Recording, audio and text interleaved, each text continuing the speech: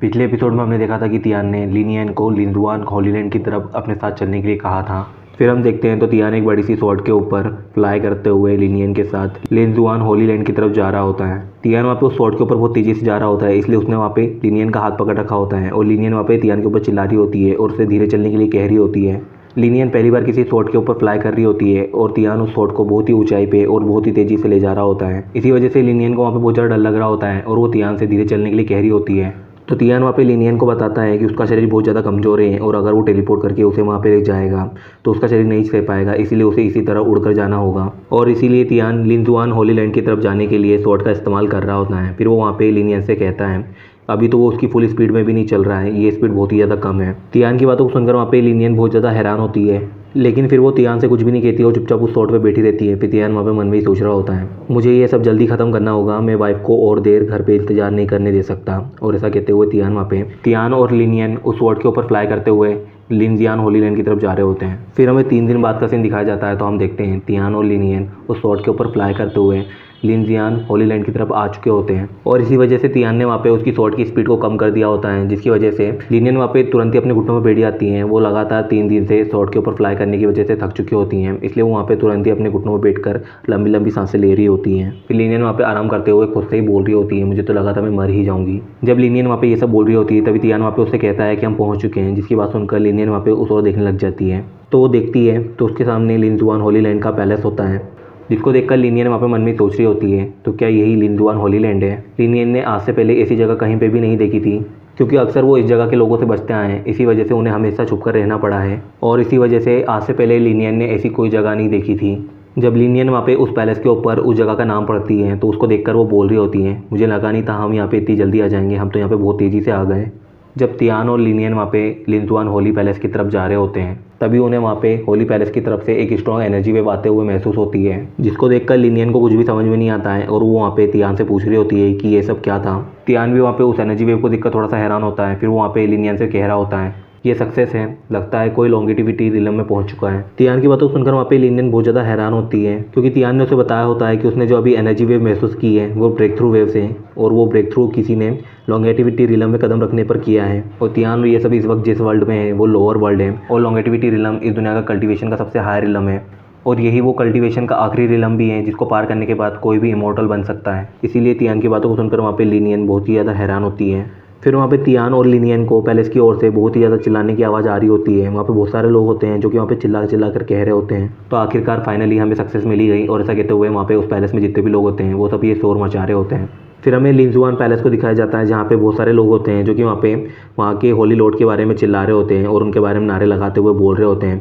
तो आखिरकार उन्होंने ताइहोंग बेल को रिफाइन कर ही लिया, और ऐसा कहते हैं वहाँ पे जितने भी लोग होते हैं वो अपने पैलेस मास्टर को ग्रीट करते हुए वहाँ पे झुक रहे होते हैं और उन्हें लॉन्गेटिविटी रिलम में पहुंचने की बधाई दे रहे होते हैं और उनके लिए प्रे कर रहे होते हैं। फिर वहाँ पे उनमें से कुछ लोग एक दूसरे से बातें करते हुए कह रहे होते हैं पूरे 1000 साल गुजर चुके हैं, आखिरी बार नॉर्दर्न कॉन्टिनेंट में जो कल्टीवेटर लॉन्गेटिविटी रिलम पर गया था वो ताइलोंग डायनेस्टी का एक एंसेस्टर था जिसने लॉन्गेटिविटी रिलम पर 1000 साल पहले कदम रखा था। लेकिन इतना टाइम हो चुका है, ताइलोंग डायनेस्टी का वो एंसेस्टर अभी तक इमोर्टल नहीं बन पाया है, और तो मैंने सुना है कि वो अपने कल्टिवेशन की वजह से अपनी ज़िंदगी के 100 साल जी सकता है, उसके बाद शायद वो मर जाएगा। और ऐसा कहते हुए वहाँ पे एक बंदा अपने पास में खड़े अपने साथी से कहता है, तो उससे बोल रहा होता है ये तो बहुत अच्छी खबर है, अब अगले 100 सालों बाद हमारे मास्टर के सामने किसी के भी खड़े होने की हिम्मत नहीं होगी और हम इस पूरे नॉर्दर्न कॉन्टिनेंट पे राज करेंगे। और ऐसा कहते हुए वहाँ पे कुछ लोग अपने पैलेस मास्टर के ब्रेक थ्रू करने की वजह से बहुत ज़्यादा खुश होते हैं और आपस में एक दूसरे से बातें कर रहे होते हैं। फिर हमें लिंजियान माउंटेन की एक केव को दिखाया जाता है जहाँ पे बड़े बड़े दरवाजे लगे होते हैं और वो सब क्लोज होते हैं। फिर हमें वहाँ पे उन दरवाज़ों को खुलते हुए दिखाया जा रहा होता है जिसमें से बहुत ज़्यादा लाइट निकल रही होती है। फिर उसमें से वहाँ से एक पर्सन निकल कर आता है,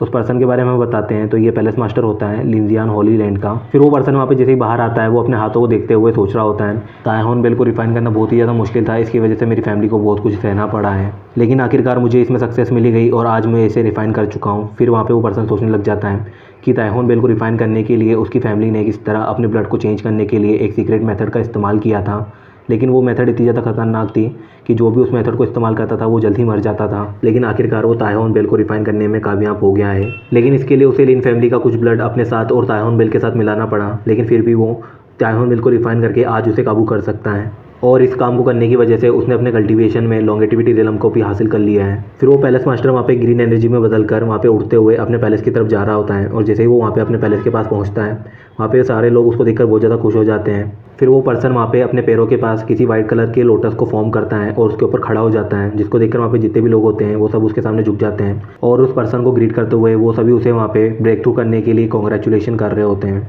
अपने पूरे पैलेस को इस तरह ग्रीट करते हुए देखकर वो बंदा फिर वहाँ पे उन लोगों को खड़े होने के लिए कहता है, जिसके बाद वो सभी वहाँ पे खड़े होकर उस बंदे की तरफ देख रहे होते हैं। तो वो बंदा वहाँ पे उन लोगों से अनाउंस करते हुए बोल रहा होता है, अब जब मैं लॉन्गेटिविटी रियलम में ब्रेक थ्रू कर चुका हूँ और मैंने तायहोन बिल को भी काबू में कर लिया है, तो इसके बाद नोज़ॉन कॉन्टिनेंट में मेरा कोई भी अपोनेंट नहीं है। मैं अब इतना ताकतवर हो गया हूँ कि कोई भी अब मेरा मुकाबला नहीं कर सकता। इसलिए मैं चाहता हूँ कि पूरा नोज़ॉन कॉन्टिनेंट ये बात जान लें कि वो मेरे सामने बिल्कुल भी नहीं टिक सकते हैं। इसीलिए तुम एक इमोर्टल मीटिंग रखो ताकि वो लोग आकर खुद मेरी पावर्स को देख लें और मेरी पावर्स को देखकर वो ये बात अच्छी तरह समझ लें कि मेरे खिलाफ जाने पर उनके साथ क्या हो सकता है। और ऐसा कहते हुए वो बंदा वहाँ पे अपने सभी लोगों को पूरे नोज़ॉन कॉन्टिनेंट को इनवाइट करने के लिए बोल रहा होता है ताकि वो लोग यहाँ पे आकर उससे मिल लें और उसकी पावर्स को अच्छी तरह से जान लें ताकि वो उसके खिलाफ कभी भी जाने की कोशिश ना करें। उस पैलेस में जितने भी लोग होते हैं जब वो वहाँ पे अपने पैलेस मास्टर की बातों को सुनते हैं तो वो लोग वहाँ पे उसके नाम के नारे लगाना शुरू कर देते हैं। तभी वहाँ पे उन सभी को आसमान से किसी तरह की आवाज़ सुनाई देती है जो कि उनसे कह रही होती है, अपने कल्टीवेशन के हिसाब से तुम अभी भी बच्चे हो और तुम पूरे नोज़ॉन कॉन्टिनेंट को डोमिनेट करने के सपने देख रहे हो। मुझे नहीं लगता तुम अपना ये सपना पूरा कर पाओगे। और ऐसा कहते हुए वहाँ पे कोई उनसे ये सब कह रहा होता है। तो फिर वो सभी वहाँ पे आसमान की तरफ देखने लग जाते हैं जहाँ से आवाज़ आ रही होती है। फिर वहाँ पे पैलेस मास्टर चिल्लाते हुए उस आवाज़ की तरफ देखते हुए बोल रहा होता है, कौन हो तुम और तुम्हारी लिन जियान होली लैंड में इस तरह घुसने की हिम्मत कैसे हुई। और ऐसा कहते हुए वहाँ पे जो पैलेस मास्टर होता है वो बहुत ही ज़्यादा गुस्से में होता है क्योंकि उसे अपनी इस खुशी के दिन पे किसी अजनबी का इस तरह आना बिल्कुल भी अच्छा नहीं लग रहा होता है। वो आवाज़ तियान की होती है जो कि वहाँ पे अपनी फ्लाइंग शॉट पे उड़ते हुए उस पैलेस मास्टर के सामने आ जाता है और उससे कह रहा होता है, तुमने जो लिन फैमिली के साथ किया है उसके लिए आज तुम्हें कीमत चुकानी होगी, तो क्या तुम इसके लिए तैयार हो। और ऐसा कहते हुए तियान वहाँ पे उस पैलेस मास्टर को देख रहा होता है। पैलेस मास्टर वहाँ पे तियान को अपने सामने देखकर बिल्कुल भी खुश नहीं होता है और वो वहाँ पे तियान से पूछ रहा होता है, कौन हो तुम। फिर पैलेस मास्टर वहाँ पे अपने ओरा को दिखाते हुए तियान से गुस्से में कह रहा होता है, अगर तुम्हें अपनी मौत से ज़रा भी डर लगता है तो चुपचाप यहाँ से निकल जाओ और मेरे इस अच्छे दिन को बिगाड़ने की कोशिश मत करो, वरना तुम्हारे साथ अच्छा नहीं होगा। और ऐसा कहते हुए पैलेस मास्टर वहाँ पे तियान को उस जगह से निकल जाने की धमकी दे रहा होता है।